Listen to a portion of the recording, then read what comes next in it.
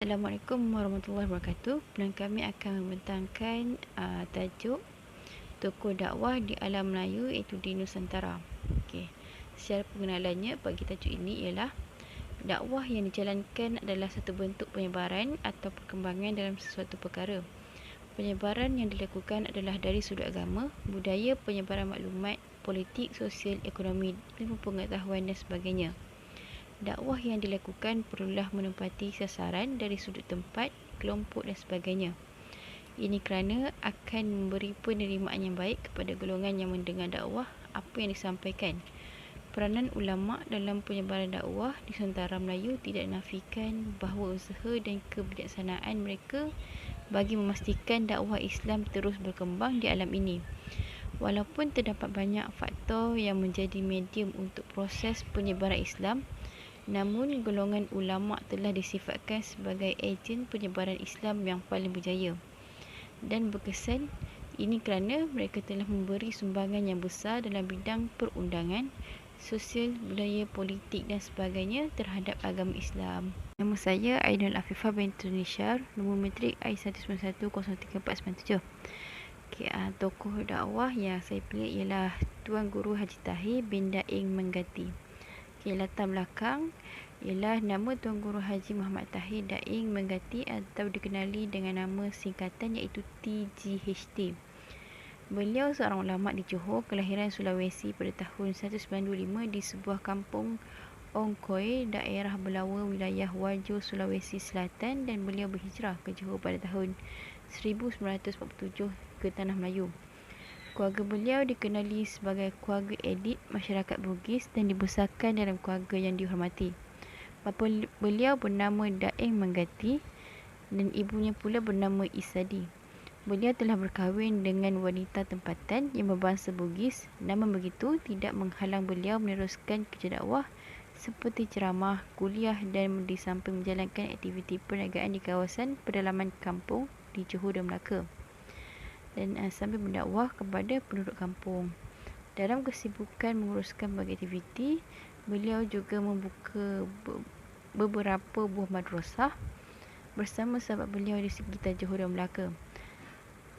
Di samping itu, beliau juga menyertai politik Tanah Melayu pada sebelum merdeka dan selepas merdeka pada tahun 1956, dan beliau dicalonkan dalam PRU untuk mewakili Parti Islam se-Malaysia. Setelah beliau berhijrah ke Tanah Melayu dan berkahwin untuk kali kedua, keluarga isterinya memanggil dengan panggilan Daeng Taleba iaitu nama Bugis yang bermaksud cukup atau penuh. Sehubungan dengan itu, saudara mara dan penduduk kampung beliau memanggil dengan panggilan Pak Guru Tahiring atau Guru Tu atau bahasa Bugis yang bermaksud Tuan Guru atau Kiai, iaitu panggilan penghormatan kepada beliau sebagai seorang ulama.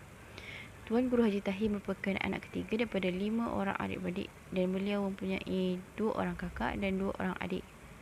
Beliau juga mempunyai 2 adik-beradik lelaki sebapa yang bernama Abdul Kadir dan Harun daripada isteri kedua bapanya. Sementara itu, sebagai anak lelaki, beliau tugaskan sebagai legasi ayahnya untuk menyebarkan dakwah sebagai ulama dan pemerintah ini kerana beliau yang mempunyai ilmu pengetahuan yang hebat dan mempunyai keunggulan peribadi sehingga dikasihi oleh ahli keluarganya. Seterusnya, kepribadian tokoh Tuan Guru Haji Tahir ialah beliau merupakan seorang yang berpribadi tegas dan berani dalam kepimpinan kerana beliau berani menghadapi kemarahan Belanda yang mahu merampas tanah-tanah penduduk tempatan sehingga meninggal dunia di dalam penjara. Beliau juga merupakan seorang yang cintakan akan ilmu dan tegas dalam ajaran agama. Sehubungan dengan itu, sifat keilmuan dan ketokohan beliau dapat dikesan oleh rakan seperjuangan beliau di madrasah tersebut. Pandangan rakan seperjuangan terhadap Tuan Guru Haji Tahir, beliau sangat berdisiplin, cepat faham, kuat ingatan dan bersemangat ketika menuntut ilmu.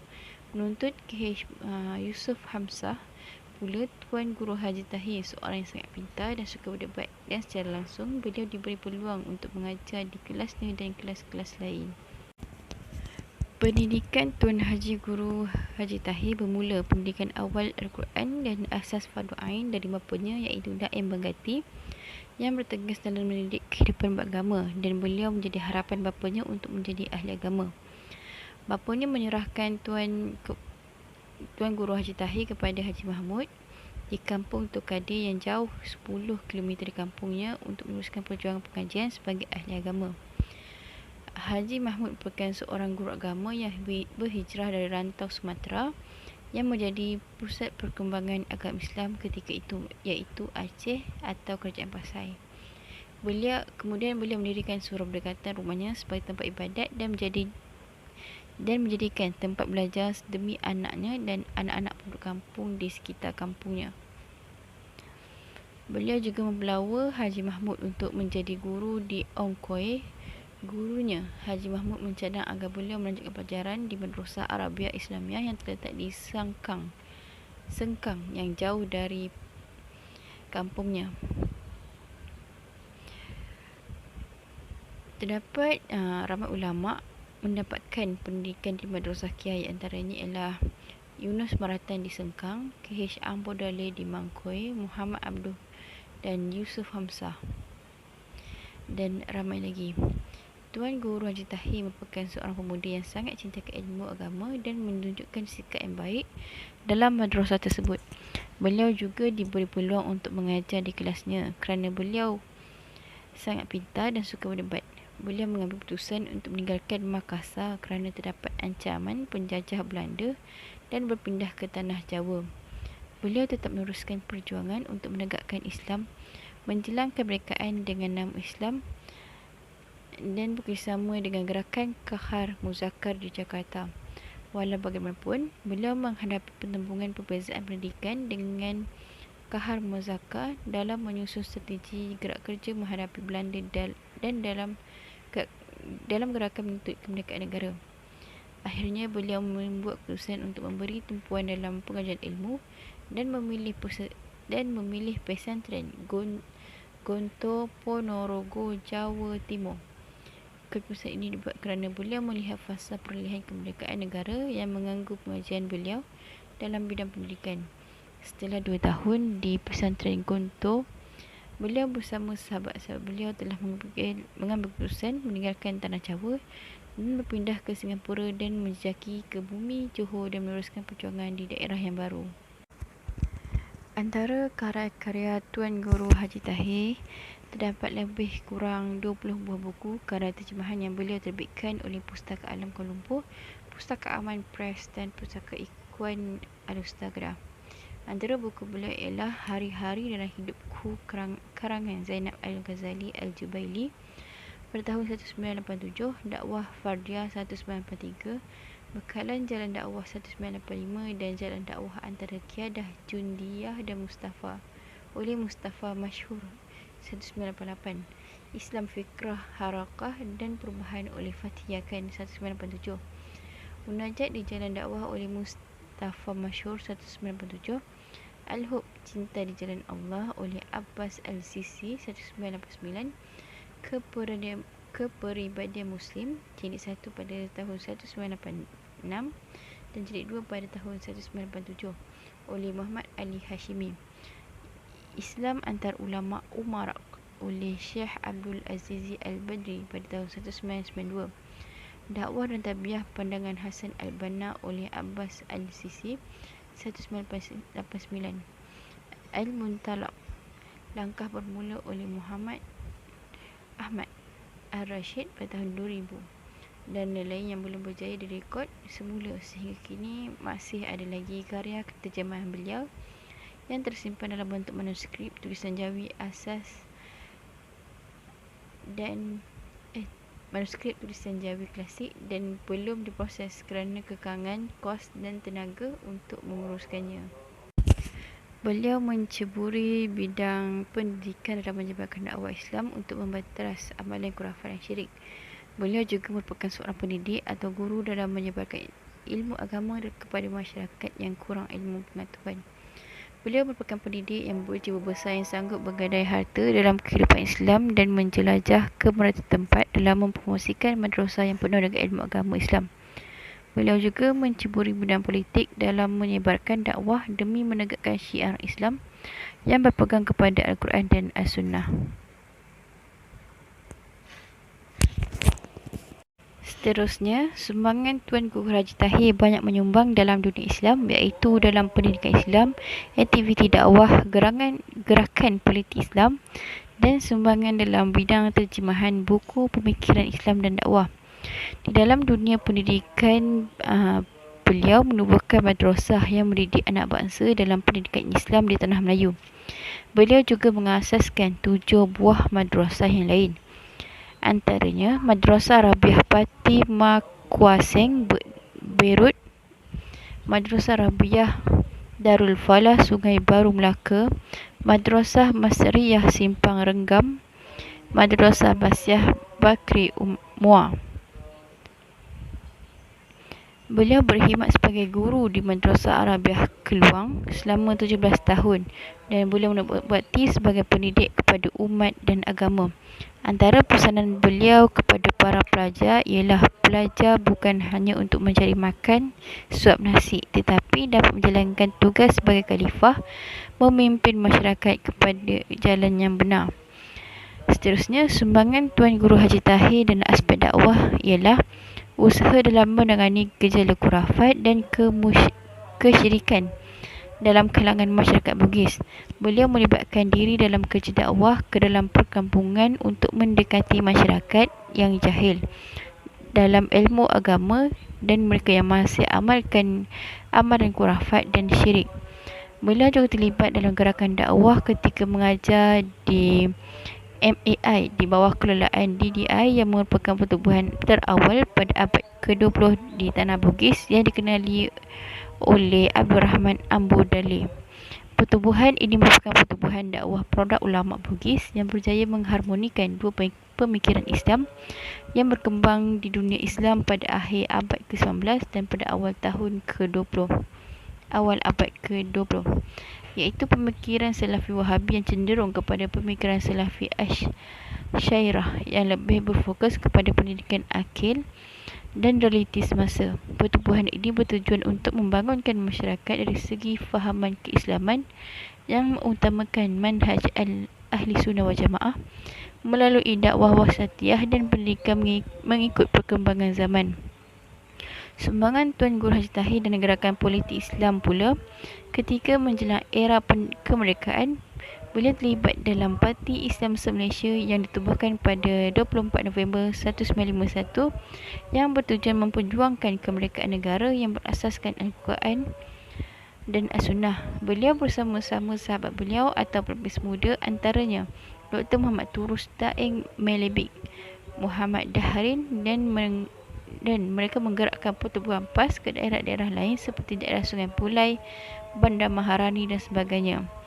Sebagai penggerak utama dalam pertubuhan ini, beliau juga tercalon dalam pilihan raya umum pada tahun 1959. Dalam kesusahan berpolitik, beliau sanggup mengorbankan harta iaitu menjual tanah demi kelangsungan hidup keluarganya untuk menyebarkan ajaran Islam. Seterusnya, sumbangan Guru Haji Tahir dalam bidang terjemahan buku pemikiran Islam dan dakwah.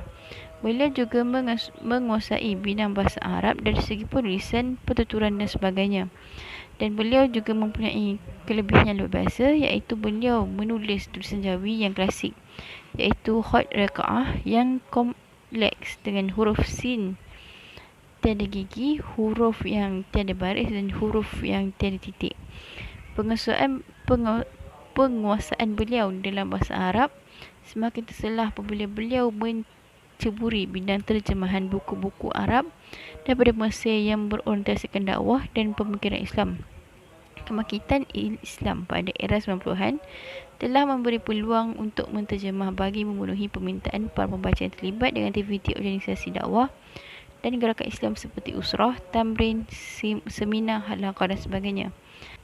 Pada tahun 1983 sehinggalah pada akhir hayat beliau, hampir 50 buah buku dakwah dan harakah yang telah diterjemah.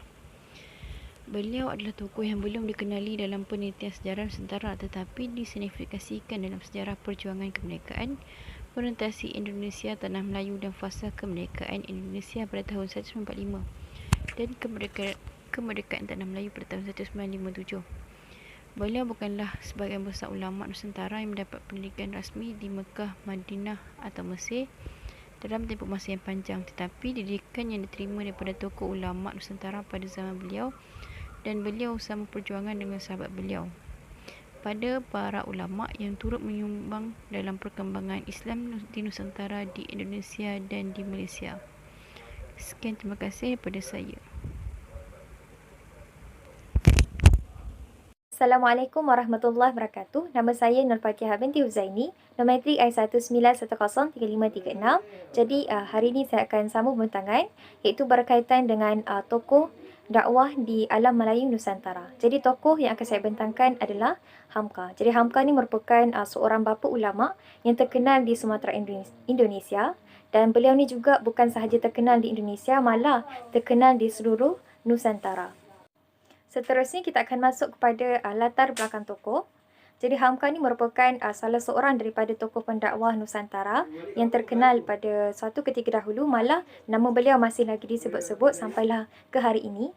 Nama penuh beliau ialah Haji Abdul Malik Karim Abdullah, ataupun beliau dikenali sebagai Hamka. Jadi beliau dilahirkan pada 17 Februari tahun 1908 di Nagari Sungai Batang, Maninjau, Sumatera Barat, Indonesia.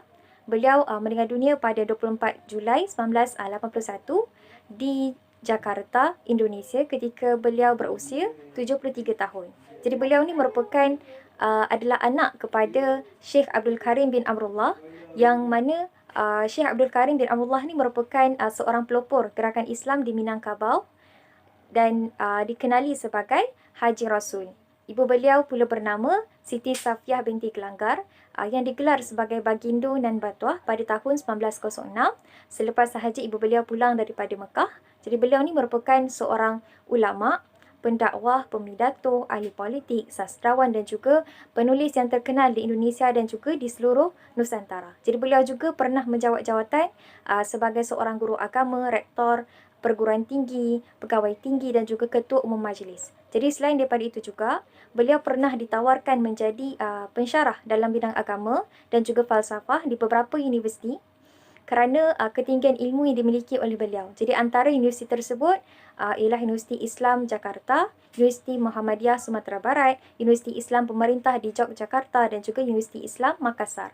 Jadi selain daripada itu juga, beliau juga pernah dianugerahkan dengan beberapa anugerah lah, antaranya Doktor Kehormat, Doktor Persuratan dan banyak lagi. Seterusnya kita akan masuk kepada kepribadian tokoh.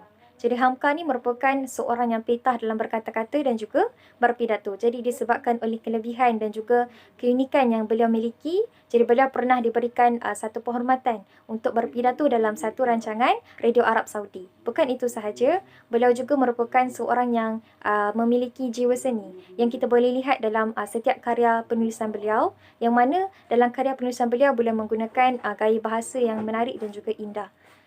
Dan kita boleh lihat kepribadian beliau dalam kepimpinan ketika mana beliau ni mengetuai gerakan Muhammadiyah. Dan bukan itu sahaja, beliau juga memiliki sifat keberanian yang tinggi. Jadi sebagai bukti keberanian beliau ni kita boleh lihat semasa revolusi terhadap pihak penjajah Belanda di Sumatera Indonesia, yang mana beliau ni berani untuk mengatur siri pidato untuk membangkitkan lagi semangat umat Islam bagi menentang penjajah Belanda tersebut.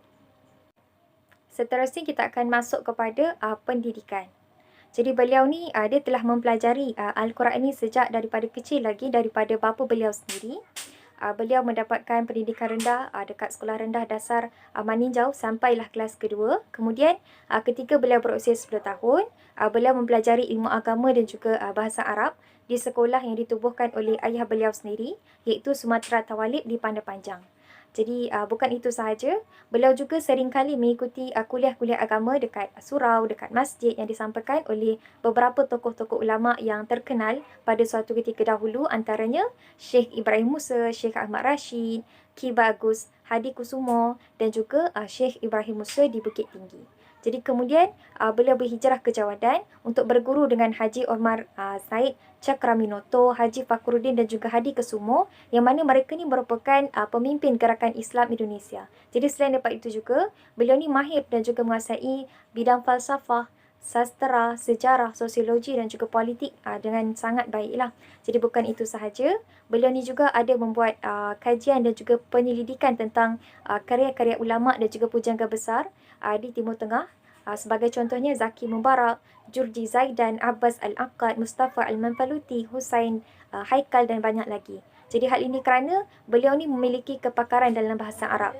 Jadi disebabkan oleh kepakaran beliau dalam bahasa Arab, mendorong beliau dan juga memberikan kelebihan kepada beliau untuk mentelaah karya-karya tersebut dengan lebih mendalam. Jadi di samping itu juga, beliau juga meluaskan lagi bidang keilmuan beliau dengan karya-karya sarjana Perancis, Inggeris dan juga Jerman. Contohnya William James, Sigmund Freud, Arnold Toynbee, Jean-Paul Sartre, Karl Marx dan banyak lagi lah. Bukan itu sahaja, beliau juga dikenali sebagai seorang yang handal, seorang yang mahir dalam berpidato dan seringkali bertukar-tukar pendapat dan juga buah fikiran beliau dengan beberapa tokoh yang terulung. Contohnya Raden Mas Surjo Pranoto, Haji Fakhruddin dan Ki Bagus Hadikusumo. Dan ada banyak lagi lah karya tokoh-tokoh terulung yang beliau seringkali bertukar-tukar pendapat. Seterusnya, kita akan masuk kepada anugerah yang diterima oleh Hamka. Jadi Hamka ni menerima pelbagai jenis anugerah lah. Antaranya, anugerah Doktor Kehormat daripada Universiti Al-Azhar Mesir pada tahun 1999. Kemudian, anugerah Guru Besar Profesor oleh Universiti Mestopo Jakarta pada tahun 1960. Dan beliau juga mendapat anugerah Doktor Kehormat daripada Universiti Kebangsaan Malaysia pada tahun 1974. Seterusnya kita akan masuk kepada karya-karya Hamka. Jadi Hamka ni juga merupakan seorang yang aktif dalam bidang menulis dan juga menerbitkan buku serta majalah hasil daripada buah fikiran beliau sendiri. Jadi beliau juga mahir dalam bidang kesusastraan yang kita boleh lihat dalam penulisan karya beliau dalam menunjukkan keberkesanan beliau mengekspresikan luahan hati dan juga perasaan sama ada gembira ataupun sedih. Jadi sebagai contohnya dalam karya beliau yang terkenal yang berjudul Di Bawah Lindungan Kaabah. Jadi bukan itu sahaja, kebanyakan karya-karya beliau ni juga banyak memberikan ilham, banyak memberikan petunjuk dan juga banyak memberikan semangat kepada para pembaca. Jadi beliau memiliki sebanyak kira-kira 79 buah karya penulisan beliau sendiri. Jadi antaranya yang terkenal adalah Tasawuf Moden, Pedoman Membalik Islam, Arkanul Islam, Sejarah Umat Islam, Revolusi Agama, Tafsir Al-Azhar dan banyak lagi. Seterusnya kita akan masuk kepada sumbangan Hamka dalam bidang dakwah. Jadi Hamka ni merupakan tokoh yang banyak memberikan sumbangan dalam perkembangan informasi Islam. Jadi beliau juga merupakan salah seorang anggota yang aktif dalam gerakan Muhammadiyah.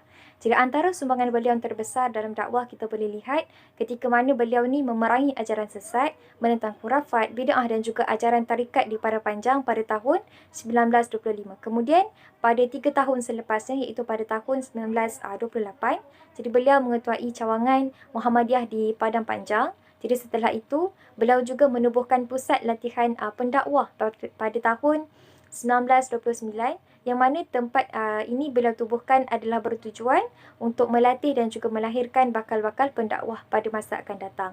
Jadi pencapaian beliau ni sering mendapat pujian daripada badan organisasi yang beliau ceburi sendiri. Sebagai buktinya, 2 tahun kemudian, ahli-ahli dalam badan organisasi melantik beliau ni menjadi Ketua Majlis Pimpinan Muhammadiyah di Sumatera Barat. Dan pada tahun 1953, beliau dilantik menjadi Penasihat Pimpinan Pusat Muhammadiyah.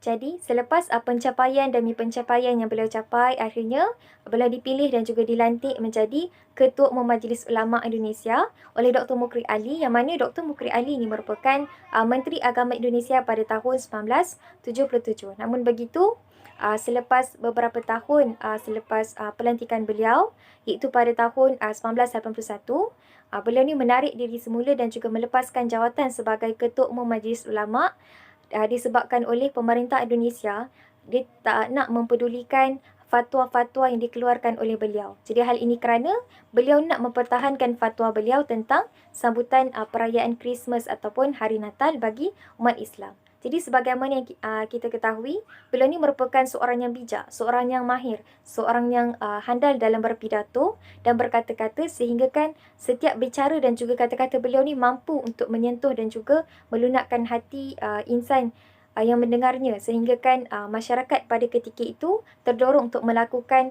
pengislahan ke arah kebaikan disebabkan oleh kata-kata beliau. Jadi beliau juga bijak dalam menyampaikan kuliah, dalam menyampaikan hujah, analogi dan juga contoh sehingga menggerakkan hati pendengar untuk berfikir dan juga merenungkan kebenaran dan juga pengajaran yang disampaikan oleh beliau sendiri. Jadi kekuatan dan juga kelebihan yang beliau miliki inilah yang menjadikan beliau sering mendapat jemputan dan juga undangan untuk menyampaikan ceramah di media-media elektronik.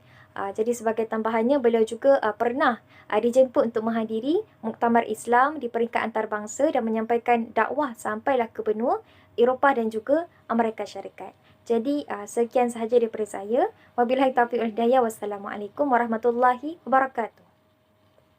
Assalamualaikum warahmatullahi wabarakatuh. Saya Nur Fakihah binti Muhammad Nasaruddin, nombor matrik I19103489.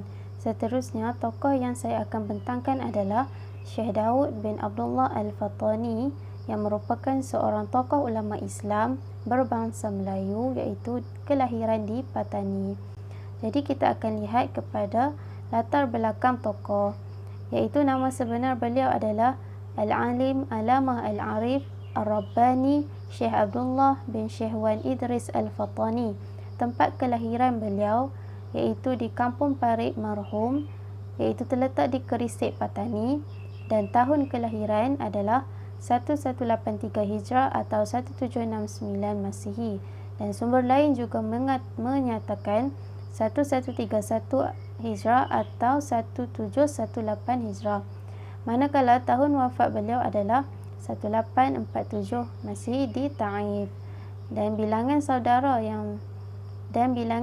mara, iaitu beliau mempunyai 6 adik-beradik dan beliau merupakan anak yang kesulung daripada 6 adik-beradik. Di antara ke-6 adik-beradiknya itu adalah Syekh Daud bin Abdullah Al-Fattani, Syekh Wan Abdul Qadir Abdullah, Syekh Wan Abdul Rashid bin Abdullah, Syekh Wan Idris bin Abdullah, Wani bin Abdullah, dan terakhirnya adalah seorang wanita yang bernama Siti Khadijah binti Abdullah Al-Fattani.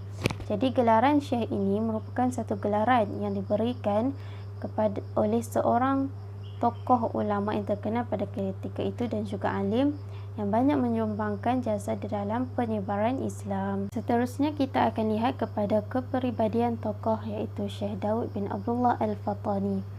Ketika beliau masih kecil, Syekh Daud Abdullah Al-Fattani merupakan seorang kanak-kanak yang cerdas dan juga pandai, dan di antara kelebihan yang dimiliki oleh beliau adalah mampu membaca dan mendengarkan dengan sekali sahaja lalu mengingati perkataan tersebut. Dan juga Syekh Daud bin Abdullah Al-Fattani merupakan seorang yang alim dan juga terpaling alim walaupun di dalam keluarga yang besar.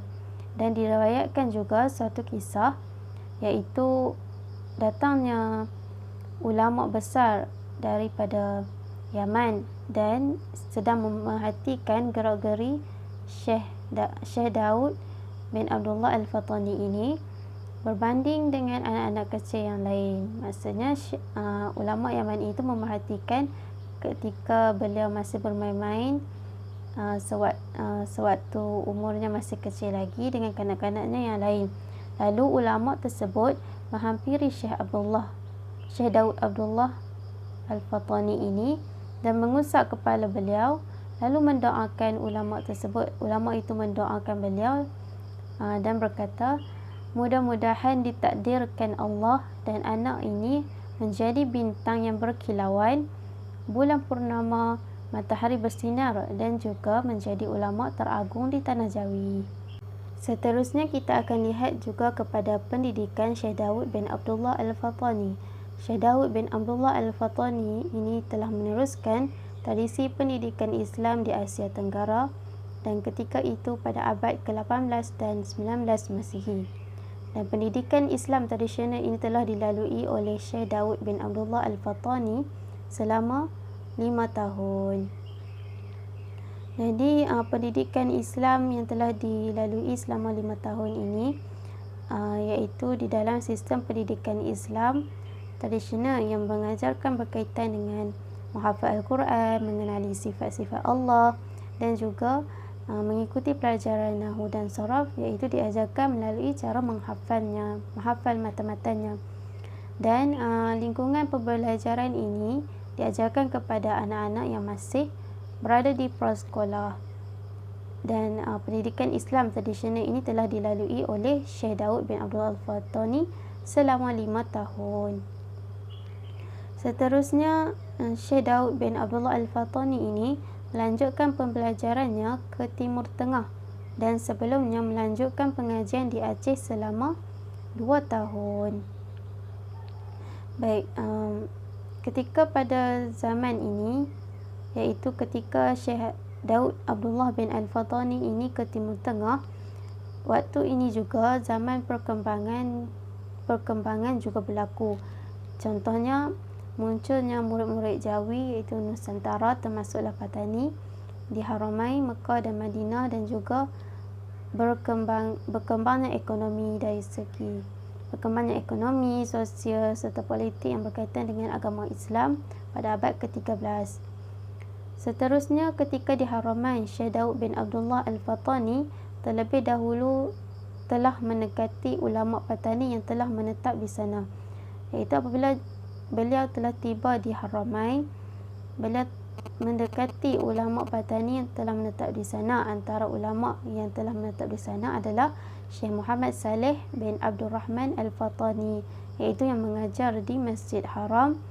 Dan Syekh Daud bin Abdullah Al-Fatani ini belajar bersama Syekh Muhammad Saleh bin Abdul Rahman Al-Fatani, dan juga beliau memperoleh pelbagai ilmu, di antaranya adalah ilmu tasawuf, dan mempelajari banyak aliran mazhab, dan juga pegangannya ini tidak beranjak dan mengikuti mazhab Syafi'i di salam fikih, dan juga mengikuti ahli sunnah al-wal jamaah.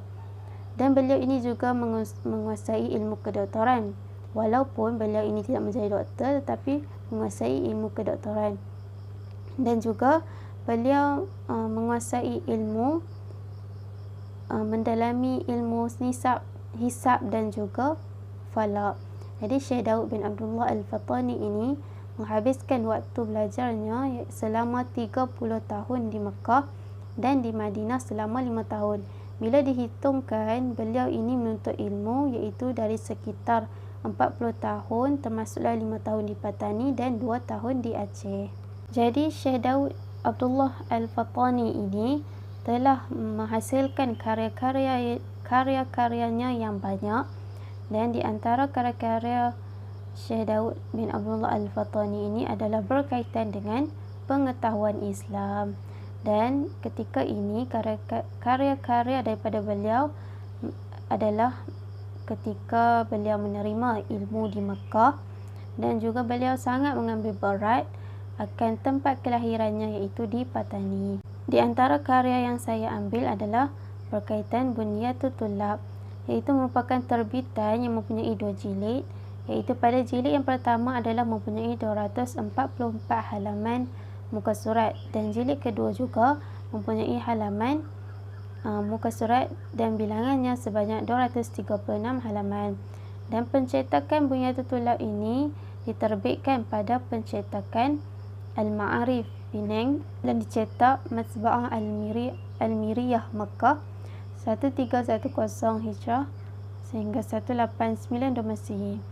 Tajuk lengkap di dalam karya ini adalah berkaitan dengan Bunyatul Tullab lil Murid Ma'rifat al-Ahkam bil al-Sawab, dan ini merupakan satu lanjutan daripada karya Syekh Muhammad Arsyad bin Abdullah Al-Banjari yang bertajuk Sabil al-Muhtadin fil Amr ad-Din. Seterusnya adalah Ad-Durusus Samin, iaitu karya ini tidak hanya di Asia Tenggara tetapi diterbitkan di Mekah, Mesir dan juga Turki serta Bombay. Dan karya lengkap dalam kitab ini adalah Durusus Samin fi Aqaid al-Mumini. Dan perkara yang dibincangkan dalam karya ini iaitu mengulas berkaitan dengan kepercayaan akidah Islam, ketauhidan yang menurut i'tiqad terhadap Ahlussunnah wal Jamaah, dan juga menerangkan maksud serta tujuan qada dan juga qada dan qadar serta ikhtiar untuk para hamba.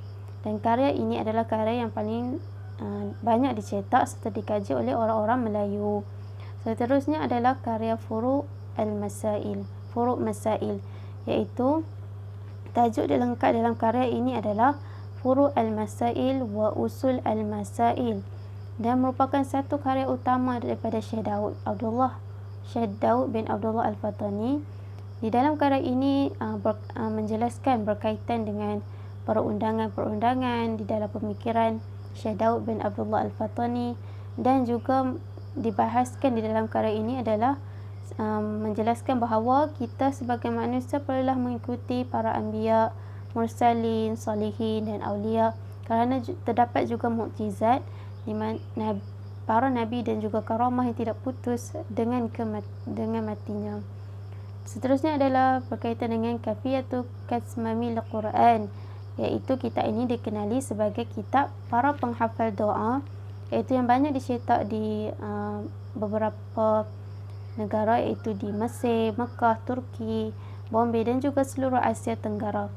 Dan di dalam karya ini juga berkaitan dengan tata cara untuk melakukan khatam Al-Quran dan juga mempunyai pelbagai doa. Kitab ini juga merupakan kitab yang pertama yang mempunyai pelaksanaan untuk berdoa. Seterusnya adalah kitab Ida'ul Albab, iaitu karya ini merupakan karya yang paling tersebar di semenanjung Melayu, dan judul yang mewakili keseluruhan kitab ini adalah Al-Bab li Al-Murid Al-Nikah bi Al-Sawab. Dan di dalam buku ini memperincikan terhadap panduan kecil sebanyak 60 halaman dan menjelaskan tata cara berkaitan dengan pernikahan, talak, mas kahwin dan juga sebagainya. Seterusnya kita akan lihat juga kepada sumbangan dan strategi di dalam bidang dakwah yang telah dilakukan oleh Syekh Daud bin Abdullah Al-Fatani, iaitu beliau melakukan satu pembukaan pondok yang dinamakan sebagai pondok pesantren, iaitu di wilayah Patani dan juga luar Patani. Jadi tujuan untuk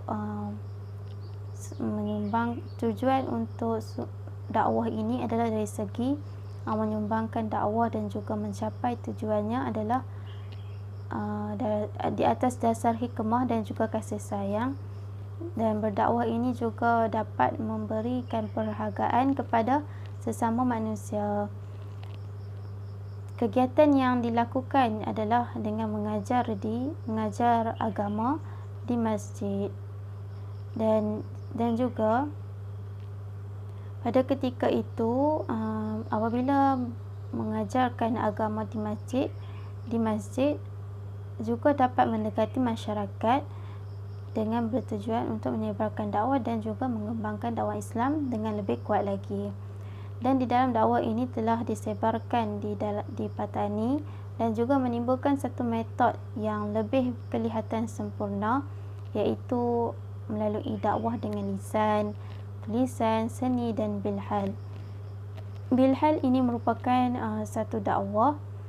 Contoh dakwah melalui tulisan adalah seperti melakukan seperti diperkenalkan melalui buku, spanduk dan sebagainya. Dan dakwah secara bilhal ini merupakan satu penunjukan berkaitan dengan perilaku yang sopan, bersesuaian dengan apa yang diajarkan oleh Islam, serta memelihara diri dan melakukan kebaikan dan juga mengajarkan erti sabar di dalam mencari nafkah dan bersungguh-sungguh untuk menolong sesama manusia. Jadi hal yang dimaksudkan oleh dengan dakwah bilhal ini adalah apabila perbuatan seseorang itu merujuk kepada dia nakkan keadilan dan kejujuran. Sebab itulah dakwah bilhal ini juga dilakukan oleh para ulama Patani bertujuan untuk menyelesaikan masalah politik, ekonomi dan juga sebagainya. Jadi strategi di dalam dakwah Syekh Daud bin Abdullah Al-Fatani ini adalah untuk membawa satu amanat yang suci, menyempurnakan akhlak yang mulia terhadap diri manusia. Dan terdapat beberapa tujuan utama dakwah yang telah diperkenalkan oleh Syekh Daud bin Abdullah Al-Fatani ini. Di antaranya adalah untuk menegakkan ad-din, menyeru kepada perbuatan yang baik dan menolak kepada perbuatan yang mungkar, membebaskan kezaliman yang telah dihadapi oleh masyarakat Patani pada ketika itu oleh penjajah Siam iaitu Thailand, mendorong umat Melayu Patani dalam politik terhadap pemerintahan ketika itu seperti Thailand di dalam keadaan negara terjajah, iaitu maksudnya mengajak umat Melayu Patani ini untuk mencetuskan diri kepada politik. Seterusnya memberi kefahaman kepada masyarakat umum akan ajaran Islam oleh Nabi Muhammad SAW, dan akhir sekali adalah dengan menjalankan amanat ilahi. Itu sahaja daripada saya. Sekian, terima kasih. Assalamualaikum warahmatullahi wabarakatuh. Nama diberi Nurul Atirah binti Adam. Nombor metrik I19103501. Okey, tokoh dakwah di alam Melayu Nusantara yang seterusnya, Syekh Muhammad Nawawi bin Umar Al-Batani. Beliau merupakan ulama yang sangat terkenal tidak hanya di Indonesia tetapi juga di Timur Tengah, terutama di Mekah. Syekh Nawawi adalah ulama yang memiliki banyak keahlian dalam bidang ilmu pengetahuan. Okey, seterusnya latar belakang tokoh. Okey, nama sebenar beliau adalah Abu Abdul Al-Mu'ti Muhammad Ibn Umar Arabi Al-Tanara Al-Bantani. Dalam satu kitab dari Mesir, beliau terkenal dengan nama Muhammad Nawawi As-Syekh Al-Jawi Al-Bantani. Sedangkan di kalangan penduduk Indonesia, Syekh Nawawi lebih dikenali dengan panggilan Kiai Haji Nawawi Putra Banten. Selain itu, Syekh Nawawi dilahirkan pada tahun 1200 Hijrah atau 1813 Masihi di Kampung Tanara, Serang, Kecamatan Tirtayasa, Kabupaten Banten, Jawa Barat, Indonesia. Beberapa buku Syekh Nawawi dikenal juga dengan nama Nawawi Tanara yang dikaitkan dengan kampung kelahirannya. Syekh Nawawi ni wafat ketika berusia 84 tahun, iaitu pada 24 Syawal 1314 Hijrah atau 1897 Masihi di tempat tinggalnya yang terakhir di Syi'ib Ali, Mekah. Okay, selain itu, Syekh Nawawi ni adalah anak lelaki pertama K.H. Umar dari 7 adik-beradik. Ayahnya Kiai Haji Umar Ibnu Arabi merupakan seorang ulama dan penghulu di Tanara. Ibunya bernama Zubaidah, merupakan penduduk asli Tanara. Bahkan ibunya Zubaidah ni dikenal sebagai seorang ibu yang memberi kasih sayang sepenuhnya kepada anak-anaknya. Okay, kemudian kepribadian tokoh. Semasa muda, Syekh Nawawi terkenal dengan sifat cerdas. Beliau juga dikenal rajin dan tekun ketika belajar. Selama di Mekah, Syekh Nawawi ni menggunakan waktunya untuk mempelajari ilmu kalam, bahasa dan sastra Arab, ilmu hadis, tafsir dan ilmu fiqh. Tidak dapat disangka bahawa Syekh Nawawi ni adalah seorang yang banyak menimba ilmu pengetahuan. Melalui kehidupan intelektualnya yang tak pernah lelah mencari ilmu dan juga dengan mengajar dan menulis banyak karya menjadikan namanya terkenal dan dikenang. Okay, seterusnya pendidikan. Sewaktu kecil, Syekh Nawawi ni belajar ilmu pengetahuan agama Islam bersama saudaranya iaitu Tamim dan Ahmad dari ayahnya sendiri. Ilmu-ilmu yang dipelajari meliputi pengetahuan bahasa Arab iaitu Nahwu dan Saraf, Fiqh, Tauhid dan Tafsir. Pengetahuan dasar keagamaan tersebut mendorong Syekh Nawawi dan saudaranya untuk meneruskan pelajaran dengan pergi ke beberapa sekolah berasrama di Jawa.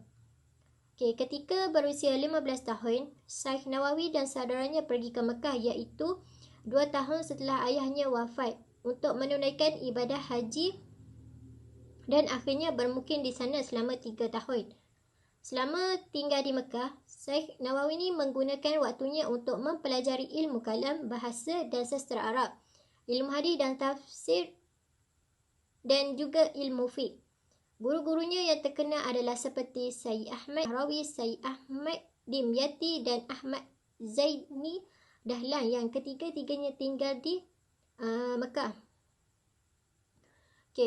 Di tempat kelahirannya, Syekh Nawawi ini mengembangkan sekolah berasrama peninggalan orang tuanya.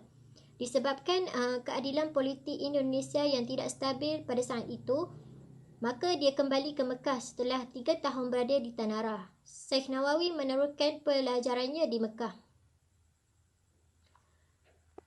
Hasil karya Syekh Nawawi.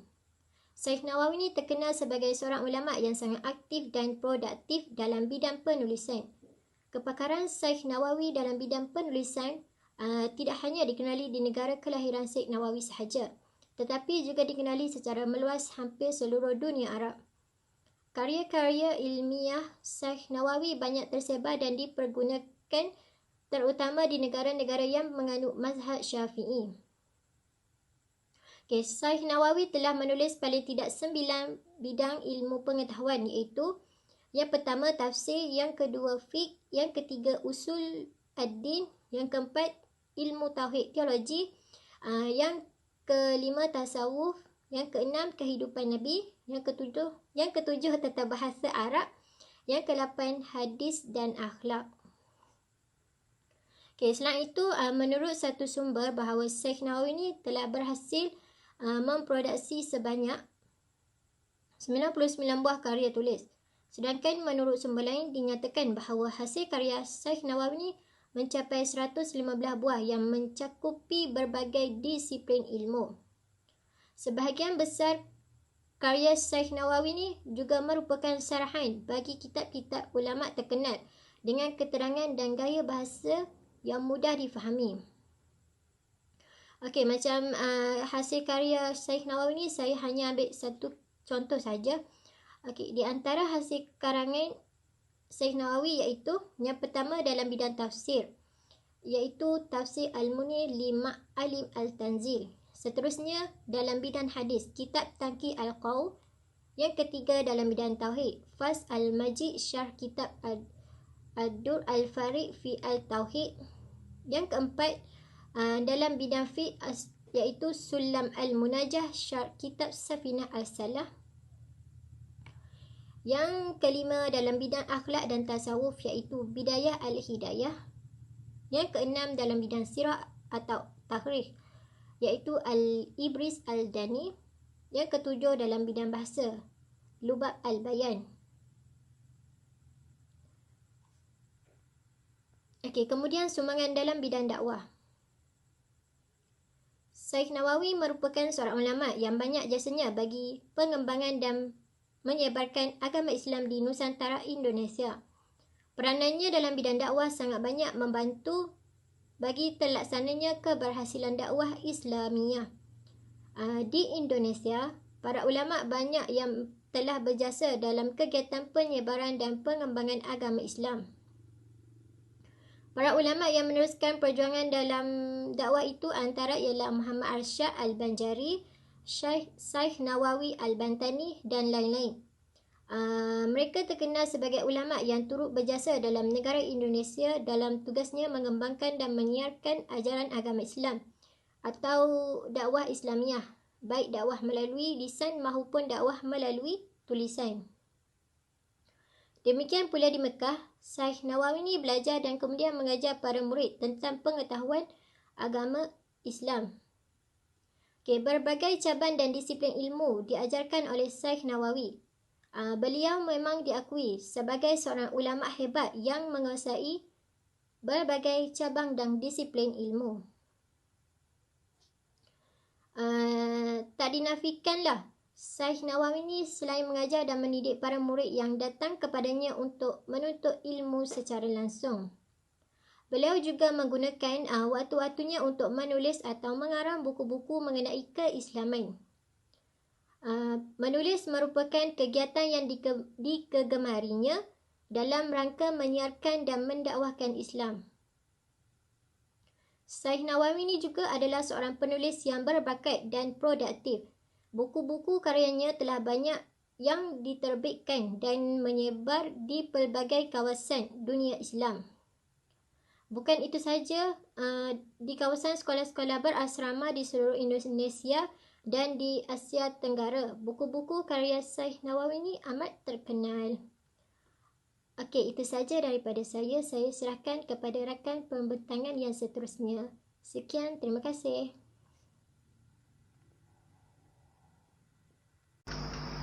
Assalamualaikum warahmatullahi wabarakatuh. Nama saya Nur Musliha binti Abdul Mukti. Nama matrik I191034494. Saya akan membentangkan tokoh yang terakhir, iaitu Syekh Muhammad Nafis Al-Banjari, yang merupakan tokoh yang berpengaruh dalam bidang tasawuf di alam Melayu. Seterusnya kita tengok kepada latar belakang tokoh, iaitu Syekh Muhammad Nafis Al-Banjari ataupun lebih dikenali sebagai Datu Nafis, yang merupakan beliau ni berasal daripada Kesultanan Banjar. Nama sebenar beliau ialah Muhammad Nafis Al-Banjari bin Idris bin Husin bin Ratu Kasumayoda bin Pangeran Kasumanegara bin Pangeran Dipati bin Sultan Tahilillah bin Sultan Saidullah bin Sultan Inayatullah bin Sultan Musta'in Billah bin Sultan Hidayatullah bin Sultan Rahmatullah bin Sultan Suriansyah. Menurut daripada nama-nama beliau ni, kita dapat pastikan bahawa beliau adalah berketurunan raja. Seterusnya, beliau dilahirkan di Martapura di Kalimantan Selatan dan beliau juga dimakamkan di Kalua, iaitu di utara Kalimantan Selatan. Namun, tiada kepastian secara jelas berkaitan dengan tarikh kelahiran dan juga tarikh kematian beliau. Selain itu, beliau juga dikurniakan 2 orang anak lelaki yang diberi nama Ratu H. Musa, iaitu Wakil Sultan di Kota Baru, dan juga Gusti M. Taib atau dikenali sebagai Pangeran Penghulu di Kampung Bahungin Keluar. Kepribadian Syekh Muhammad Nafis Al-Banjari ini, beliau sejak dikecil lagi merupakan seorang yang sangat cerdas dan bijak berbanding dengan rakan-rakannya yang lain. Selain itu, bakat dan juga kelebihan yang dimiliki oleh beliau ni telah mempersonakan seorang Sultan Banjar, iaitu Sultan Tahmidillah, dengan menjadikan Syekh Muhammad Nafis Al-Banjari ini sebagai anak angkatnya, kerana beliau ni sangat pintar dan mampu untuk membaca Al-Quran dengan lancar seawal usia 7 tahun. Seterusnya kita tengok pendidikan Syekh Muhammad Nafis Al-Banjari. Beliau telah dihantar ke Haramain Mekah untuk mendalami ilmu agama, terutamanya dalam bidang tasawuf. Beliau juga telah menampingi guru-guru yang terkemuka. Antaranya ialah yang pertama Maulana Syekh Abdul Ar-Rahman Ibnu Abdul Al-Aziz Al-Maghribi Al-Amri radhiyallahu anhu. Yang kedua Syekh Abdul Allah Hijazi Al-Syarqawi Al-Misri. Yang ketiga Maulana Syekh Siddiq Ibnu Umar Khan. Yang keempat Sayyidi Mustafa Ibnu Kamal Ad-Din Al-Bakri. Yang kelima Al-Samman. Dan ramai lagi guru-guru yang beliau dampingi. Seterusnya, Syekh Muhammad Nafis Al-Banjari ini, beliau juga turut menerima ijazah Tarikat Samaniyah dan diberi gelaran sebagai Syekh Mursyid setelah beliau mendalami setiap ilmu tasawuf dan akhirnya memutuskan untuk pulang ke Kalimantan Selatan untuk menyebarkan ajaran Islam menerusi tarikat yang dipegangnya, iaitu ilmu Tarikat Samaniyah. Seterusnya, karya-karya yang dihasilkan oleh Syekh Muhammad Nafis Al-Banjari, beliau ni telah mengarang pelbagai kitab ataupun karya dalam bidang tasawuf. Namun masih ada beberapa karya yang belum dikenal pasti akan kesahihannya, sama ada ia adalah hasil penulisannya ataupun sebaliknya. Jadi antara karya yang telah dihasilkan oleh Syekh Muhammad Nafis Al-Banjari ini antaranya ialah yang pertama Dur Al-Nafis, iaitu mutiara yang indah. Yang kedua Majmu' Al-Asrar, iaitu perhimpunan segala rahsia. Yang ketiga ialah Kanzus Sa'dah, iaitu perbendaharaan kebahagiaan. Karya beliau yang bertajuk Dur Al-Nafis ni merupakan karya yang paling popular dan yang paling berpengaruh berbanding karya-karyanya yang lain. Yakni Dur Al-Nafis ni isi kandungan yang terdapat dalam kitab ni mampu menonjolkan ketinggian ilmu pengetahuan yang dimiliki oleh beliau. Bahkan karya ni juga merupakan sebuah kitab tasawuf yang berada di peringkat yang tertinggi, di mana Dur Al-Nafis ni membahaskan tentang ketuhanan, iaitu membincangkan tentang tauhid af'al, tauhid sifat dan juga tauhid dat.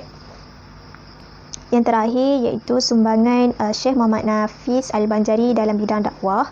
Ketika mana beliau memegang jawatan sebagai mufti, beliau telah melakukan beberapa pembaharuan seperti menentukan arah kiblat di beberapa masjid di Batavia. Selain itu, terdapat juga pembaharuan yang dilakukan oleh beliau khususnya di kawasan bandar iaitu di Banjarmasin dan juga Martapura. Selain itu, beliau juga memilih kawasan pedalaman seperti Kalua sebagai tempat atau sasaran dakwahnya kerana hasil usaha dakwahnya yang dihasilkan oleh beliau telah memberi banyak pembaharuan iaitu dari sudut pendidikan, pemikiran dan juga persuratan. Kenapa beliau menumpukan di kawasan pedalaman? Kerana secara keseluruhannya masyarakat di kawasan Kalua ni masih ramai yang belum mengenal dan juga menerima Islam. Jadi disebabkan oleh kebijakan daripada Syekh Muhammad Nafis Al-Banjari ini sehingga mana beliau dapat menjadikan kawasan Kalua ni sebagai pusat penyebaran agama Islam di bahagian utara Kesultanan Banjar. Apa yang boleh disimpulkan melalui tajuk kami iaitu tokoh dakwah di alam Melayu iaitu di Nusantara secara keseluruhannya. Dengan adanya kedatangan Islam ke Nusantara, ia dapat memberi impak yang sangat besar dalam dunia ilmu yang telah melahirkan ramai ilmuwan Muslim, yang mana peranan yang dipikul oleh para ulama dan tokoh-tokoh di Nusantara telah membuktikan bahawa sumbangan yang diberikan oleh mereka bukan sahaja terletak pada dakwah secara lisan sahaja, bahkan ia juga turut berjaya melahirkan karya-karya agung yang amat-amat bermanfaat. Selain itu, setiap usaha dakwah yang diperjuangkan melalui pemikiran dan juga penulisan yang dihasilkan oleh para ulama dan juga tokoh-tokoh ni perlulah dicontohi oleh seluruh masyarakat agar perkembangan ajaran Islam dapat berkembang dari semasa ke semasa. Jadi setakat ini sahaja daripada kumpulan kami. Sekian, terima kasih.